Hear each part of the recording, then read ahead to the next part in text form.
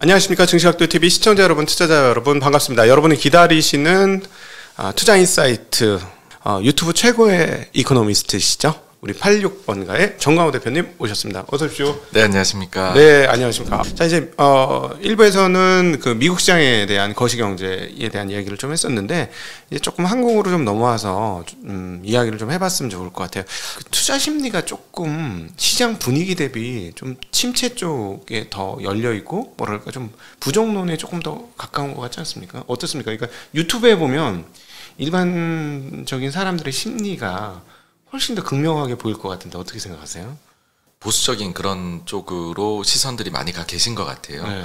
뭐 가령 그런 쪽이 더 주목을 받는다라든지. 근데 사실 이제 그런 뭐 유튜브 쪽뿐만이 아니라 매달 나오는 펀드 매니저 이제 설문조사에서도 보게 되면 네. 훨씬 더 이제 보수적으로 포지션을 잡는 네. 비관론이 좀 더 많이 있습니다. 네. 그래서 그 부분은 지금도 계속해서 이어지고 있는 부분이다라는 거고요. 좀 이 흐름을 보게 되면은 작년도에 제 생각에는 6월 CPI가 되게 높게 나왔었던 9% 네. 이상이 나왔었던 그때 투자 심리가 확 완전히 이제 항복을 했던 것 같아요. 강세로 완전히 꺾였고 네. 그 뒤에 그 잭슨홀 연설에서 파월 의장이 뭐 완전히 또 볼커처럼 폴 볼커 의장처럼 네네. 얘기를 하니 그때에 가졌었던 투자자들의 겁이 제일 심했던 것 같습니다.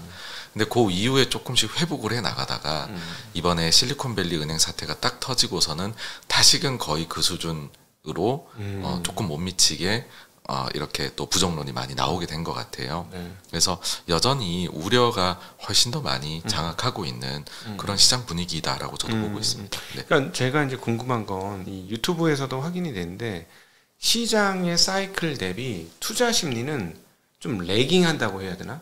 그러니까 시장의 흐름과 정확하게 궤를 맞춘다면, 예를 들어 투자 성적이 가장 좋다면 투자 심리는 한 발짝 늦게 반영이 되고 있는 거 아닌가 하는 생각이 드는 거죠.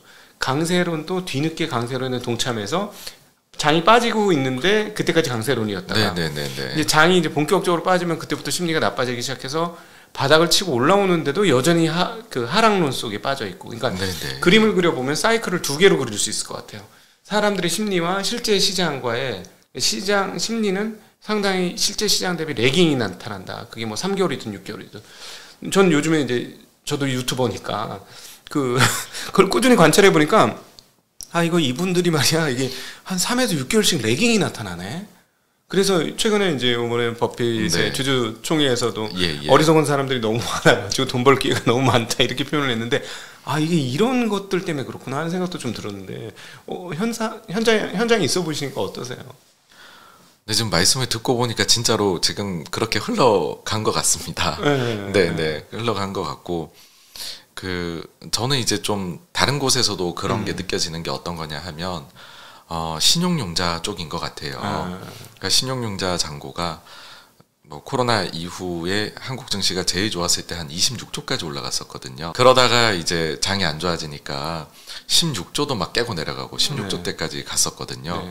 그러다가 최근에 이게 또 다시 20조 이상으로 20조 약간 넘는 정도로 갔었는데, 근데 그 세부적인 걸 보면 증시가 된다라고 생각은 안 하신 거예요. 그러니까 개별주 쪽으로 다 그 금액들이 가 있었었고, 심지어는 뭐 그런 예전으로 치면 저 PBR 주식이나 이런 데까지도 요번에 이제 SG발 8개 이제 그 종목들 같은 경우에는 뭐 아주 뭐 코스닥에서 이렇게 성장주나 그런 것도 아니었었잖아요. 근데 그런데도 보면 신용이 한 1조는 들어가 있었더라고요. 다 합쳐보니까. 그래서 막상 삼성전자는 신용잔고가 반년 전 대비해서 반토막이 나 있는데 그 늘어난 4조가 누가 늘어났느냐라고 보니까는 다 개별주들이 늘어나 있었다라는 거죠. 그랬는데 요 얼마간에 한 열흘 정도 사이에요. 막 그 엄청나게 막 터지고 난리가 났었잖아요. 그런 종목들이요. 그러고 나서 보니까는 융자 잔고가 1.6조에서 1.7조 정도가 급격하게 줄었더라고요. 순식간에 쑥 빠졌습니다. 18조입니다 지금. 네. 그러면은 사실은 그 정도면 시장에서 열기는 전혀 없다고 봐야 되거든요. 융자 잔고가 그 정도라고 하는 거는, 그렇지. 옛날 최저 10월 작년 10월 달 막 이럴 때 16조 수준이었으니까. 네, 그 정도 잔고다라고 하면 아 심리 자체가 이거는 장이 된다라고 보는 사람은 그러니까는 안 떨어진다라고 보면 다행이었었던 것 같고요. 그렇다라고 해봤자 크게 가는 건 아니고 종목이다 해가지고서 하셨다가 지금은 이제는 그것마저도 이제는 다 정리를 하고 침체 빠지는 거 아니야 라고 했을 때 보여지는 이 레버리지거든요. 그래서 저는 여기서도 보면서 느끼는 게 심리는 굉장히 좀 부정적이구나라는 걸 거기서도 느끼고 있습니다. 사실은 업자들 중에 성공적인 업자들은 지금 강세장이라고 여기거든요.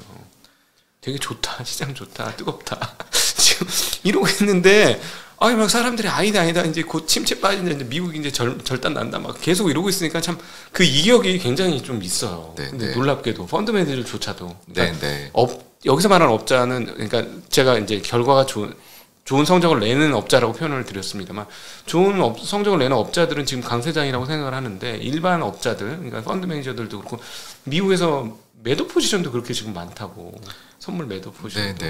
사실 근데 저도 뭐 이제 긍정적이다라고 말씀은 드리지만 아직까지 이게 이제 막 그 결론이 나온 게 아니기 때문에 저는 이제 뭐 그 긍정적으로 보시는 분들이 뭐 더 잘 보신다고 여긴다거나 그렇게는 아직은 조심스럽기는 합니다. 이러다가 틀려버리면 어떡할까 지금 걱정이 많거든요. 네, 현실은 그렇긴 한데 어쨌든 저는 느낌이 어떠냐면 그 실리콘밸리 은행 때에 서로 이제 생각하시면 이제 다른 분들이 있을 거잖아요. 긍정론, 부정론.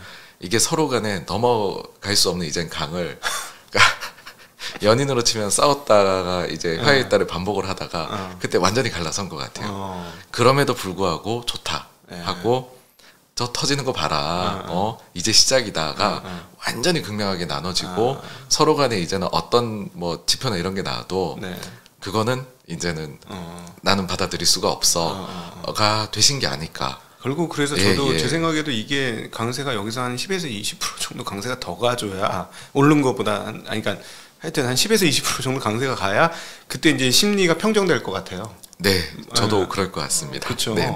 그럼 결국 또 7, 8알에 사람들이 뛰어드는 거잖아요. 주식시장이 진짜 한창 강세일 때. 만약에 코스피가 여기서 올라간다면 20-20%라 해버리면은 3,000 얘기하는 거거든요. 2,800 넘어가고 막 이런 거잖아요.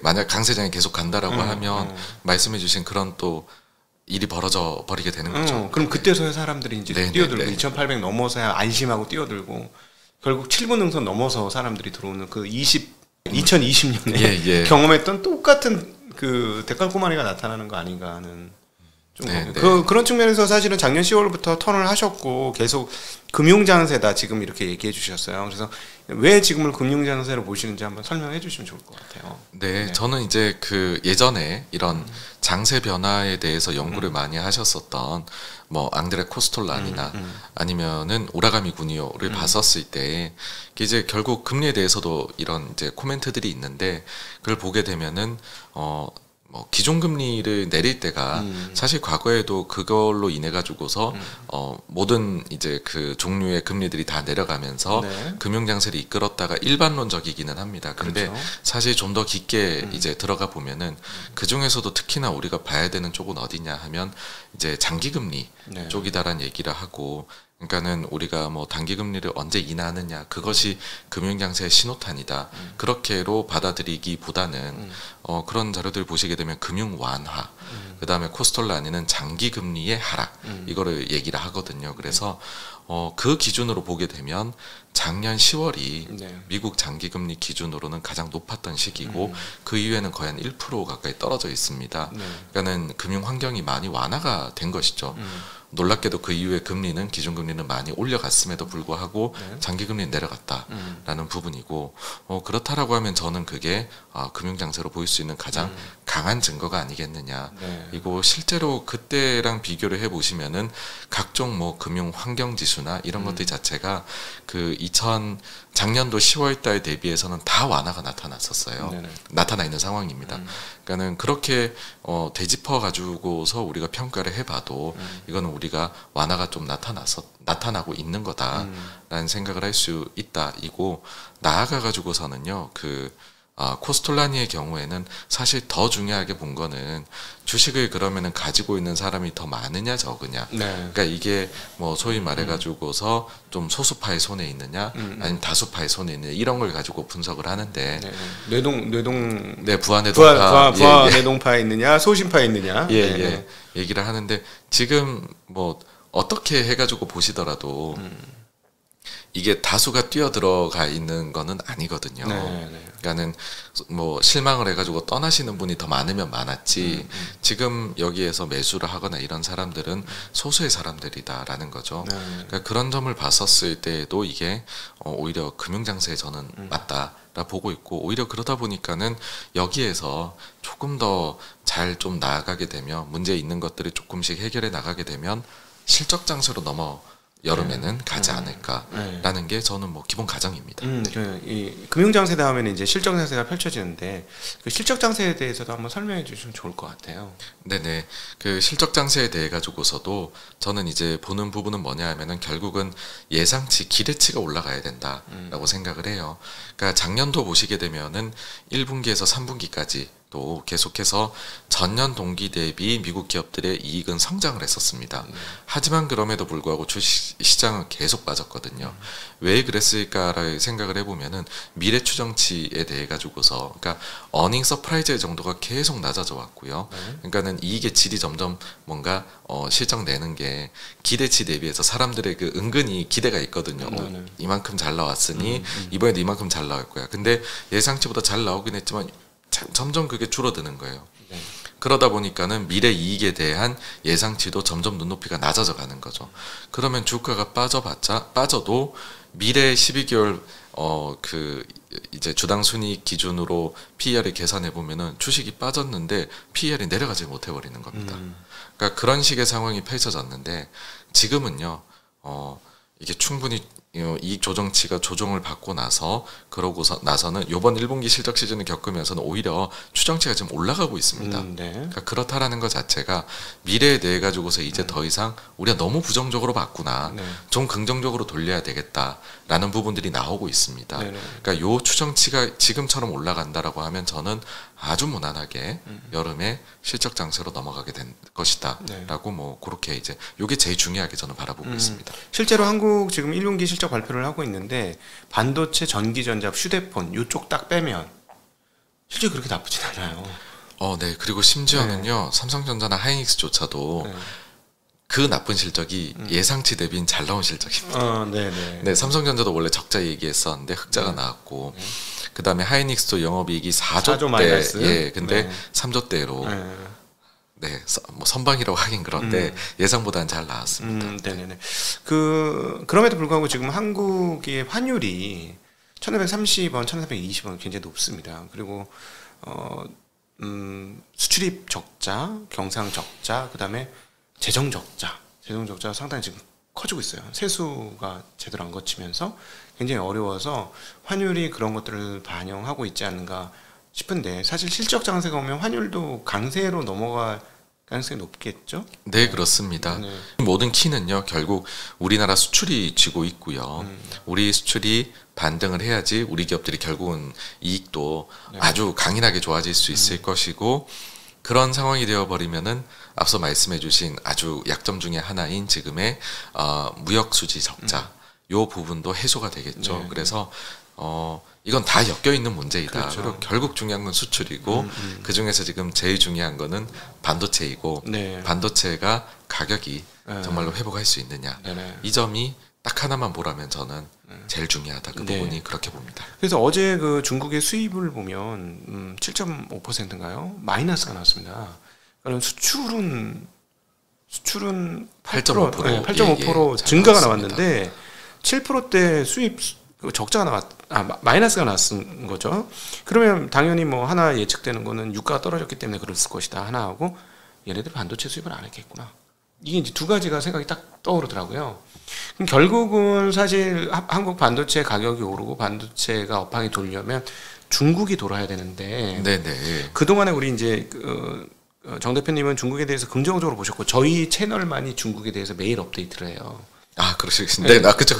네, 저희 중국 마감 하니까. 근데 이게 딱 느낌 뭐냐면 1, 2월 달에 정말 마음껏 기대감을 가지고 매수 폭주를 날렸다가 지금 1분기 끝나고 2분기 4월 달에 끝나고 나니까 생각만큼 안 좋네 하고 완전히 실망을 하고 있는 거로 보여지고요. 그다음에 중국 시장 완전히 따로 노는 따로 국밥이고 외국인 투자자들 입장에서는 이거 회복이 되는 거 맞아? 하는 이제 의혹을 가지기 시작하는 시점에 왔다고 저희가 보여져요. 매일같이 중국 시장을 보니까. 중국에 대해서 긍정적으로 보셨는데 지금 이제 5월 중순이 되고 있는 지근 시점도 그렇게 긍정적으로 보신지 궁금합니다. 네, 근데 진짜 말씀해주신 대로 중국을 이제는 매일 이렇게 하시는 데 자체가 없어지신 것 같아요. 네, 네, 맞아. 중국 네, 네. 옛날에 좀 있었어요. 옛날에 좀 있었는데 네, 네. 이제 저희 외에는 이제 중국은 시가 말랐습니다. 네. 이제. 네. 근데 저는 중국에 대해서 계속 긍정적입니다. 그러니까 네. 중국이 작년에 대봉쇄를 했고 그러면서 모든 경제 지표가 망가졌고요. 그러다 보니까는 재고는 많이 쌓여 있는 그렇죠. 재고 조정을 해야 되는 상황이다 보니 사실 4월달 수출입 데이터는 지금 수출은 잘 나왔지만 수입은 못 나왔다면 3월에는 수출입이 다 예상 대비 잘 나왔었거든요. 그러니까 지금 상황 자체가 중국도 과잉 재고를 굉장히 빠르게 해소해 나가는 과정이다 이고요. 그 과정에서 수입이 어떤 달에는 좀 괜찮게 나올 때도 있고 좀 못 나오는 달도 있고 인 것이고 수출이 결국에는 반등을 하고 중국 내에서도 소비나 이런 경기가 좀 좋아진다. 지금처럼 뭐 보면은 여행도 이제 많이 가고 이렇게 중국도 소위 말해 위드 코로나를 이제 좀 만끽해 나가기 시작하는 것 같거든요. 네네. 그러니까 그동안에는 선행 데이터만 계속 좋아지는 거였었다면 지금은 소위 말하는 동행 데이터도 좀 꿈틀꿈틀 내기 시작하는 시기인 것 같아요. 그래서 그런 점을 봤었을 때에는 중국이 재고 조정이 많이 되어 간 것 같고 그 과정에서 데이터는 들쭉날쭉 나올 수가 있다. 인데 저는 뭐 조금만 더 지나면은 결국에는 재고 이제 충분히 조정이 거쳐지고 나면은 수입도 안정적으로 잘 나오지 않을까 생각이고요. 그런 거에서 힌트를 좀 얻는 거는 1분기 실적에서 MLCC 쪽이었었어요. 그러니까 실적이 예상보다 잘 나왔는데 이유로 드는 것이 중화권 업체들에서 많이 가져갔다 였었고 그렇다라는 거는 이거를 이제 나눠서 보게 되면은 IT 쪽에서도 제일 그나마 재고 수준이 양호한 게 MLCC였거든요. 그러니 여기 먼저 이제는 좀 돈이가 가져가는구나. 그러면 높았던 다른 쪽들도 내려가게 되면 지금 내려가고 있으니까요. 그러고 나면은 사가겠구나. 저는 뭐 그렇게 보고 있습니다. 참고로 반도체보다 더 많은 숫자가 쓰이는 게 MLCC입니다. 반도체 칩 한두 개 달면 MLCC 수십 개, 수백 개를 달아야 되는 게 전자기기의 특성이니까요. 그거 잠깐 첨언해서 설명드리고요. 근데 이제 그 많은 사람들이 이제 중국을 감정적으로 보다 보니까 게다가 이제 미국과 중국이 이제 무역 전쟁을 하면서 얘네는 정말 안 좋아질 거야라고 많은 사람이 생각하면서 이제 중국을 지웠어요. 근데 사실 수출 보면 저 수출을 어디다 했겠나 생각해 보면 결국 유럽하고 미국인데 수출이 늘어났다는 거는 뭐 무역 굉장히 잘하고 있는 거고 수입이야 뭐 재고 조정 때문에 그렇다고 쳐도 그러니까.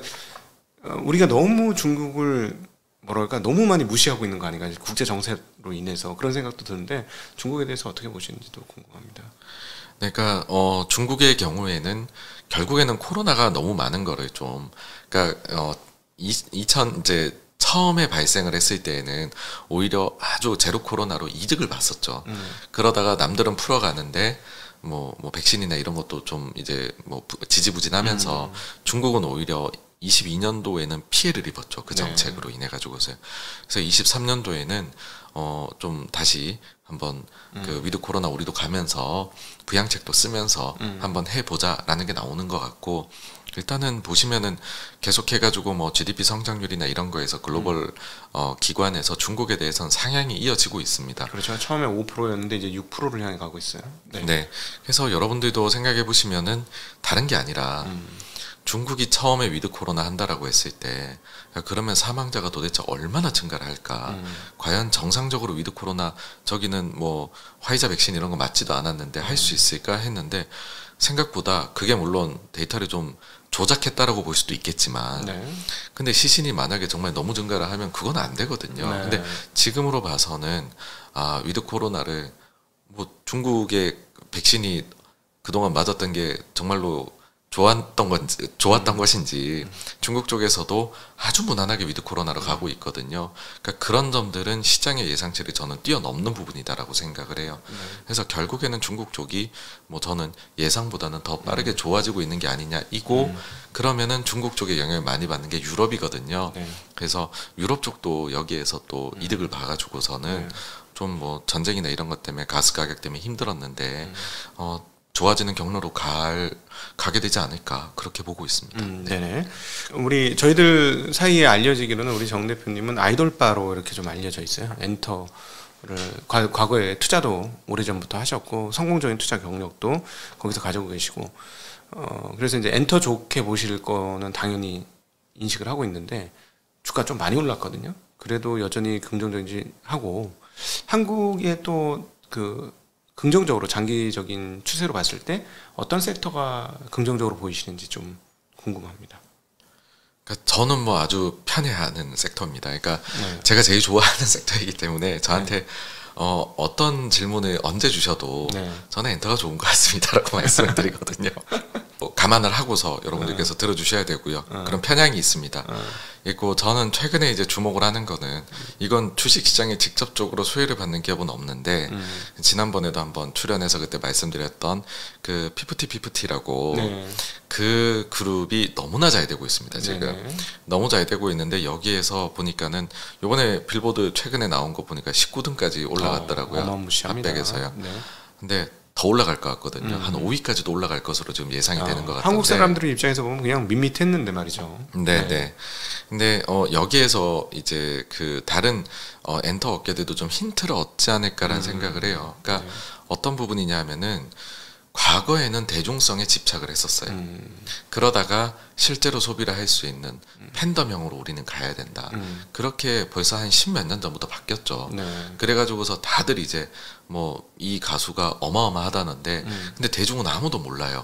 그런 식으로 아이돌파는 소위 말해 그 사세로 이제 그들이 사는 세상으로 진행이 되어 갔었고 근데 그 전략이 주주들 입장에서는 회사라는 측면에서는 너무나 옳은 전략이었었습니다. 왜냐하면 현금 창출을 할 수 있는 방법이니까요. 그렇게 해가지고 갔는데 사실 저는 그런 생각이 들거든요. 왜 그렇게 갔을까라고 하면 이제 엔터 업계 관계자들이 보기에는 그런 생각을 한 거죠. K-팝은 결국 변두리 문화다라는 생각을 가졌던 것 같아요. 그러니까 대중적으로 우리가 글로벌로 쭉 나가가지고서는 별로 이거는 경쟁력이 없지 않을까. 우리는 우리 사랑해주는 사람들한테만 최고로 집중하면 돼. 근데 그건 어떻게 보면은 스스로를 조금 이제 우린 변두리야 라는 마음을 가지고서 저는 나온 거라고 생각을 하거든요. 그런데 세상이 많이 변한 거죠. 뭐 BTS, 블랙핑크가 나오면서 글로벌에서 그리고 코로나 동안에 유튜브에서 뭐 스타가 된 또 우리나라 K-팝 그룹들이 많거든요. 우리가 어느샌가 변두리에서 메인으로 조금 넘어간 거죠. 근데 저는 재밌게 봤던 게 뉴진스가 노래가 좀 대중적이다라는 말씀들을 많이들 하시잖아요. 그러니까 듣기에 좀 편안한. 그러니까 뭐 대중 이제 원래 같으면은 팬덤을 잡으려면은 좀 이제 그 강하게 뭔가 뭐랄까요 이렇게 강인함 이런 임팩트를 팍 줘야 된다라는 것이 성공 공식이었다라고 하면 뭐 걸크러쉬 이런 걸 해야 됐다라고 하면 뉴진스는 그러지 않고 그 나이대에 보여줄 수 있는 그런 정말로 아주 이제 그 아이돌스러움 이런 것들을 보여줬는데도 엄청나게 잘 된다라는 것 그리고 그게 또 미국에서도 먹힌다. 막 그 미국 스포티파이 순위 올라가고 했었으니까는요. 그걸 보면서 저는 이제 하이브 쪽에서 어마어마한 노력을 한 거다라고 보거든요. 그러니까 대중성을 갖추고 있는데 근데 그 내면에 보면은 그 안에서는 뭐 비트나 이런 거부터 해가지고서는 전부 다 팬덤을 잡을 수 있는 장치는 또 다 마련을 해놨어요. 그러니까 소위 말해 돈을 쏟아 부었습니다. 제가 볼 때는 이거는 진짜 어마어마하게 한 거예요. 초기에 알려진 바로 정산이 빨리 됐다고는 하지만 초기 제가 들은 바로는 400억인가 600억을 초기에 쏟아부었어요. 그러니까 정말 딴 데서는 할 수 없는 투자를 해가지고서 이것도 되네 였거든요. 아, K-팝이 이제는 이 정도까지도 커졌네 인데 50/50는 어떠냐면은 처음부터 그냥 팬덤 그건 아니고 우린 대중으로 가겠다로 노래가 나와버린 거거든요. 근데 그게 먹힌 거거든요 지금요. 그렇다라는 거는 수많은 제가 볼 때 이제는 기획사 이제 이 전략을 담당하시는 분들한테 엄청난 숙제가 간 거다라고 봐요. 그러니까 우리 생각보다 괜찮네거든요. 그냥 우리가 하고 싶은 거를 해도 괜찮지 않을까? 네. 우리가 너무 우리는 대중을 지향하면 안 되고 팬덤형으로 가야 된다라는 데에 어찌 보면 우리 체급이 이미 이만큼 커졌는데 네. 우리 스스로 저평가를 해서 사로잡혔던 게 아닐까라는 저는 생각도 들어요. 예. 그래서 근데 다만 여기에서 어떤 점이 있냐면 이쪽은 뭐 좋게 말하면은 상대방의 거를 잘 차용하는 거고요. 그러니까 벤치마크를 하는 거고요. 나쁘게 말하면 카피 잘합니다. 네, 그래서 이 성공 공식을 다른 데들도 분명히 가져가는 데가 있을 거다라고 보고 그러면은 엔터사들의 저변이 또 한 번 넓어지겠죠. 그러니까 저는 뭐 여기가 절대로 서로 간에 레드오션 게임이라고 생각을 안 해요. BTS가 나왔다라고 해서 예를 들어 기존의 기획사들이 잘 나가던 3대 기획사들이 매출이 줄었습니까? 더 잘 됐어요. 사실 기반을 넓혀준 거죠. 네, 그걸 가지고서 절호의 기회가 됐었거든요. 마찬가지로 뭐 50-50가 잘 된다고 해서 다른 데 전략은 그럼 틀렸냐? 다른 데들은 그러면 이제 여기서 가라앉느냐? 그게 아니라 저 전략도 괜찮네. 저것도 우리가 한번 써먹을 수 있는 데 써볼까? 하면은 또 한번 이게 지평이 넓어질 수 있는 거거든요. 그래서 저는 이거 자체가 상당히 좋은 기회로 작동을 하지 않을까. 이건 굉장함을 하여튼 던져줬다라고 그렇게 생각을 합니다. 네. 그러니까 이 말씀을 듣다 보니까 우리나라 이제 업종이 그 뚜껑이 열릴 때가 있었습니다. 화장품 같은 경우는 국내에서만 있었던 업체들이 갑자기 뚜껑이 열리면서 중국이 열리면서 중국 수출을 했고, 그리고 뭐 여타 다른 업종도 그렇죠. 제약바이오 쪽도 국내에서만 머물고 있다가 뚜껑이 열리면서 해외 쪽까지 판매가 되니까 갑자기 글로벌 밸류에이션이 되게 됐는데, 엔터도 그렇죠. 대중이 우리나라 사람들만 있었다가 세계 대중이 우리나라에서 무슨 음악이 나올지를 기다리고 있고 어떤 내용들이 나올지를 기다리고 있는 상황으로 바뀌었으니까 그러니까 한국 사람들이 한국을 잘 인정을 못하는 것 같아요. 그걸 보면. 네. 저는 그 점이 느껴지는 게 지금 보시게 되면은 서구권에서 굉장히 성공을 했다라고 평가를 하잖아요. 근데 서구도 두 개로 나뉘거든요. 영미권하고 유럽권으로 나뉘는데 영미권의 순위는 굉장히 좋습니다. 근데 유럽권은 가보게 되면은 순위가 좋지가 않아요. 아직까지는. 이제 듣기 시작을 하는 거죠. 이게 퍼져나가서. 근데 그나마 그 유럽권 중에서도 K-팝이 더 많이 좀 알려져 있고 소구가 되는 국가가 어디냐면 독일이거든요. 독일은 이미 여기가 50위권으로 들어와 있습니다. 스포티파이에서 순위가요. 그러니까 그렇다는 것 자체가 좀 K-팝 이제 리스너들 사이에서는 뭔가 조금 이슈가 됐어 하면 들어본다라는 거죠. 그러니까 그 정도로 저변이 넓어졌다. 이제 다들 이제 앨범 내시고서 한 번씩은 BTS에 감사를 해야 됩니다. 이거 무조건. 그럼요, 맞습니다. BTS가 다 이거는 이만큼 열어놓은 거거든요. 예, 맞습니다. 근데 그런 거 자체가 우리가 말씀해주신 대로 정말로 우리가 넓어졌구나. 스스로를 조금 더 칭찬해도 된다. 전 그렇게 봅니다. 네. 수출 뚜껑이 열린 거죠. 이제 본격적으로. 그래서 좀 과하게 좀 와닿으시라고 말씀드리면, 마이클 잭슨이 신곡 내면 도대체 무슨 신곡이 났어? 일단 사놓고 보자. 이런 심리가 있었던 것처럼 K-팝에서 어떤 노래가 나왔으면 어떤 노래가 나왔는데 한번 듣고 보자. 이런 개념으로 좀 바뀌었다는 거죠. 그런 분위기로 이제 그렇습니다. 세계 모든 이목이 K-팝에서 이제 다음 노래가 뭐가 나올 거야, 다음 컨텐츠가 뭐가 나올 거야를 기다리고 있는 상황으로 이제 서서히 바뀌고 있는 과정이다. 그래서 이제 앞으로도 뭐 단기적으로 많이 올라서 조정받을 수는 있으나 무궁무진하게 발전할 수 있는 기회가 있다. 네, 그렇습니다. 특히 또 지금 이제 본격적으로 제로 코로나에서 위드 코로나로 넘어가서 공연이 막 이렇게 실제 성적들이 나오고 있잖아요. 거기에서 팬덤 증가가 정말로 눈에 띄거든요. 그렇죠. 네, 그리고 엔터 기업들은 그동안 정말로 어떻게 보면 절반이 묶여 있는 상태로 사업을 한 거거든요. 공연이 얼마나 큰 비즈니스인지는. 그렇죠. 네. 근데 그게 이제 되니까는 뭐 실적 같은 부분에서도 제가 볼 때에는 뭐 놀라움을 주지 않을까. 그러니까 그렇게 생각을 합니다. 돔 같은 건 한번 모이면 수백억. 한번 매출이 한번 수백억씩이라면서요. 그 투어를 다 해야 수백억이 아닌 거죠, 그게. 네, 그러니까 왜냐하면 거기에다가 또 굿즈도 그날에 팔게 되고 하다 보니까 그리고 또 돔구장에서 돔 이런 공연을 하게 되면 광고까지 붙습니다. 기업 광고까지. 그렇죠. 그러니까 이 자체가 어마어마한 콘텐츠 사업이고요.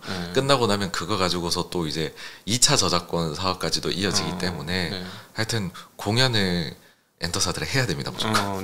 그러니까는 저희 채널에 오셨던 유진증권의 이 애널리스트께서 말씀하셨기를, 과거에 돔까지 가는데 보통 4, 5년 이상, 정상급 아이돌이 4, 5년 이상 걸렸는데 이제 2, 3년 정도로 거의 절반 가까이 시간이 단축됐다. 네, 네. 이건 과거에 있을 수 없었던 일이었다. 이렇게 네. 표현을 하거든요. 네, 맞습니다. 네. 네, 네.